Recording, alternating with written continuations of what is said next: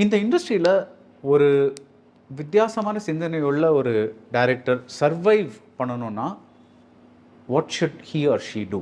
Hit கொடுக்கணும் sir. Hit கொடுக்கணும். That is the only thing. கண்டிப்பாக ஹிட்டுனா பெரிய வணிக ரீதியான லாபத்தை அந்த படம் ஈட்டு கொடுக்கணும்.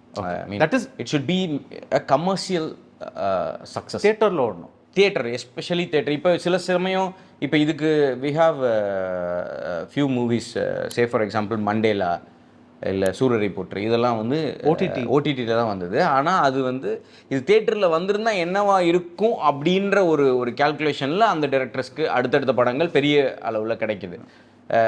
சூரரை போற்று அதுக்குள்ளே வர முடியாது, ஏன்னா it's star film. And Sudha மேமும் அவங்க இதுக்கு முன்னாடி பெரிய படம். பட் மண்டேலா மாதிரி படத்தை இந்த டைரக்டர் இப்படி ஹேண்டில் பண்ணுவாங்கன்றதுனால தான் நெக்ஸ்ட் ஹி காட் மாவீரன். ஆனால் நம்ம ஒரு ப்ராடக்ட் கொடுக்குறோம், அது பயங்கரமாக இருக்குது அப்படின்றது வந்து இந்த இண்டஸ்ட்ரியில் சர்வை பண்ணுறதுக்கு ப்ரொடியூசர் அடுத்து நமக்கு பணம் கொடுக்குறதுக்கு இதுக்கு முன்னாடி பணம் போட்டால் காசை திருப்பி எடுத்திருக்காங்களா இல்லையா அப்படிங்கிறது ரொம்ப முக்கியமான